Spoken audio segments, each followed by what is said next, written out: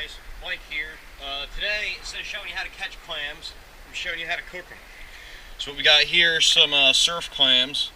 And now what I did, why I got them in the bucket, so that they can pump all the sand out of them. So when a clam lives in the bottom, when they're pumping the water to feed themselves, they're pumping mud in too. We try to get all the mud out so it doesn't ruin the meal. And here's your pro tip of the day. Listen close because you only get one.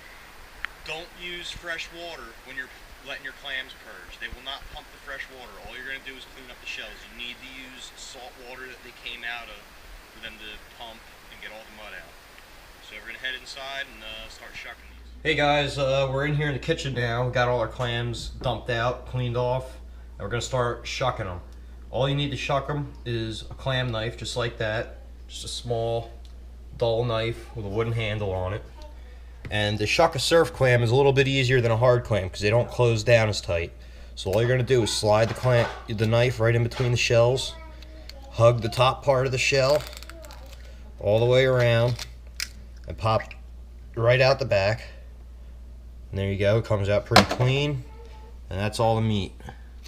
That's the good stuff that we're going to use in our fried clam recipe today. Shells, just throw them away.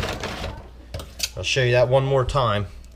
You're going to come in right on the side of the clam here, hug the top of the shell. Now what you're doing here is cutting two muscles. They're called the adductor muscles, and that's what opens and closes the clam.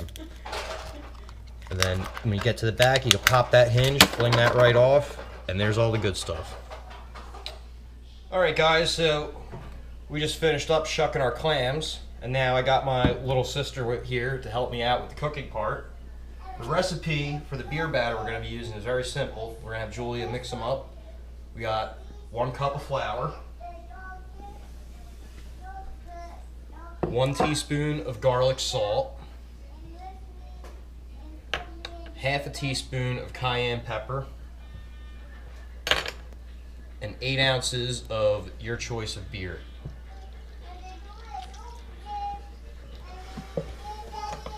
She's gonna mix that up, but the beauty of cooking with clams is that they're kind of like a blank canvas. And just like an artist uses a blank canvas to create a masterpiece, you can turn your clams into a masterpiece rather than a meal by adding whatever you want to it to tickle the fancy of your taste buds.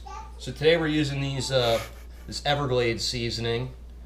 It's actually from the Everglades. So we're just gonna add a dash of that. And that's really going to bring out the seafood qualities that the clam has to offer. All right, now Julia got us the batter all mixed up, and there, as you can see, there's no chunks. It's all smooth, nice smooth batter. Now, all you got to do with these, it's not like dredging chicken or anything because the clam itself is already pretty moist, so the batter's going to stick to it. There's no egg needed.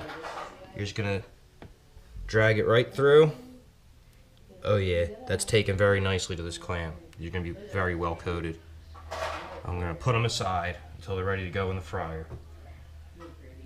Nothing, no rocket science about it. There's not, to be honest with you, whenever you're dealing with clams, there's not too much rocket science involved. The clam's a very straightforward animal. It's actually the only animal with a tongue that cannot speak. Are you going to look in her eyes?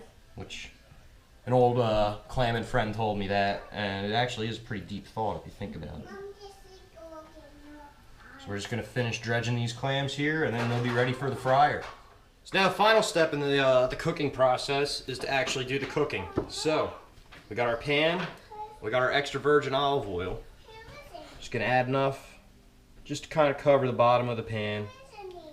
It doesn't need to cover the whole clam because you can always just flip them. So you just add about that much. Get that nice and warm. Then we'll be ready to drop them in. Alright guys, so our pan's been going for probably about 3 minutes now, and I think it's hot, so we're just going to do a quick test. Now to test to see if your oil's hot, put a little water on your hands, give it a flick, and it'll do that if it's hot. So we're all ready to go. Now there's oil going everywhere, so we're going to turn that down a little bit for you. You want to be easy with the oil when you do your test. Alright. Now we're just going to carefully add our clams. And they're gonna sizzle up, so, you know, make sure you have a shirt on, because there's gonna be some oil going everywhere. Oh yeah, that looks, it sounds as good as it looks.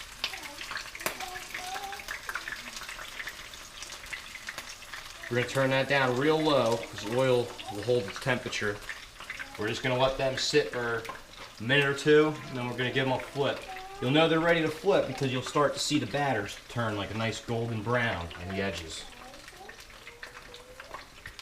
Alright, so now our clam strips or fried clams, whatever you want to call them, are all done. We're just going to scoop them out, try to drain as much oil into the pan as possible. And then we're going to place them on a paper towel to absorb all the excess. Now you might be looking at these and think that they got bigger or something, but all that happened is the batter stuck together. So I'm scooping out a couple clams at a time here. And I think we are in for a treat. And here we are with our finished product, some fried surf clams. And bon appetit.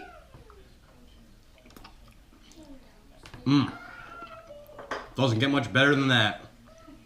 Thanks for watching, guys.